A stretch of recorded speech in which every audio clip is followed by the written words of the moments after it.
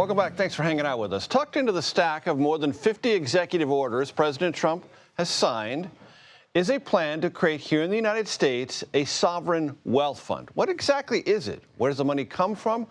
And what are the political, economic implications? Here to help us understand that and others are Rishi Iyengar, staff writer at Foreign Policy.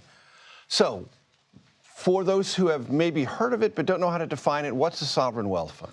So a sovereign wealth fund, the ones that those who have heard of it may be most familiar with are the ones in Norway or many of the Gulf states such as Kuwait, Saudi Arabia.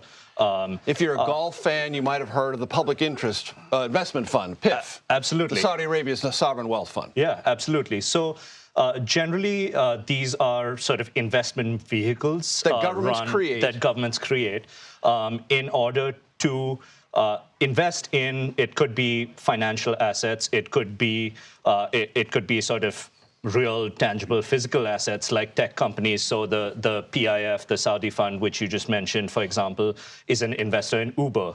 They've bought up a bunch of soccer clubs in Saudi, one famous one in England, Newcastle United. Right. So it's sort of an effort, an initiative from the government to create a portfolio. And as one expert I spoke to put it, governments, when they spend, typically don't get upside. Think of sort of loans and grants that the U.S. does, say, under the CHIPS and Science Act, under the Biden administration. Those are grants given to companies, but then the companies get the upside. The sovereign wealth fund is, in a way, it's making a government the government to be kind of a co-investor. Exactly. And in talking about this, the very afternoon that President Trump signed this executive order, he wove into the conversation something about TikTok and a possible government partnership with that. Yeah. That might be one of the ways these come together, if it's actually created. Right, absolutely. There's a long way to go, but he mentioned that. He did mention that, and the saga of TikTok has obviously been a long-running one from his first administration to now. He has given them a stay of execution, if you will, on getting banned in the United States, and they have to find a U.S. buyer within 75 days of when he signed that order.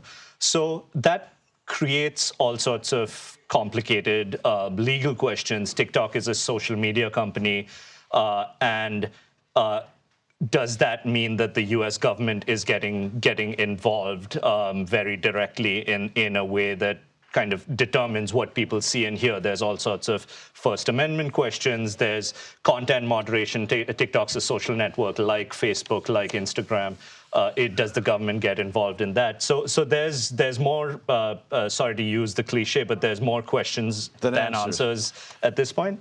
And sovereign wealth funds, getting back to that, as I understand them, the governments who have them usually have surpluses upon which to provide some of the financial backing. Right. Anyone who knows anything about America's fiscal situation knows we don't run surpluses right now. We have this very large $37 trillion debt load, et cetera.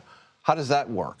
Yeah, that's a great question, and that's the question, frankly. So the Gulf states I mentioned, they typically have huge oil surpluses, energy surpluses that they then use to fund this. The other model is kind of China has a couple of sovereign wealth funds, or Singapore, where they fund it with excess foreign reserves that they have, and they have budget surpluses. The U.S. hasn't had one of those since 2001. Right. So there are sort of three ways it could potentially fund it, two of which Trump has kind of mentioned offhand. One is just by taking on more debt, which is problematic for very obvious reasons. More debt means higher interest rates. Right. Absolutely. And just given, to oversimplify, but yes. Yeah, but given Trump's focus on lowering interest rates, could potentially pose a big problem for his administration. Secondly, it's and this is something President Trump has mentioned. It's by through tariffs and taxes. He's mentioned tariffs specifically, which has been another big policy talking point, and the sort of tariffs he's already imposed on China, the tariffs he imposed and then pulled back temporarily on Could be Canada a funding and source. Mexico. And the last one is assets here in the United States. Yeah, so physical assets. Right, absolutely. And they mentioned that specifically in the fact sheet that accompanied the executive order, that the United States has $5.7 trillion in assets. But again, it's unclear what the roadmap is to selling those, which ones can be sold, how would you sell them, and whether you can do it without congressional approval, for that matter, or even stand up a fund like this in the first place without congressional approval. So more questions than answers, but some pretty good answers. Rishi Iyengar, thank you so much. I appreciate it.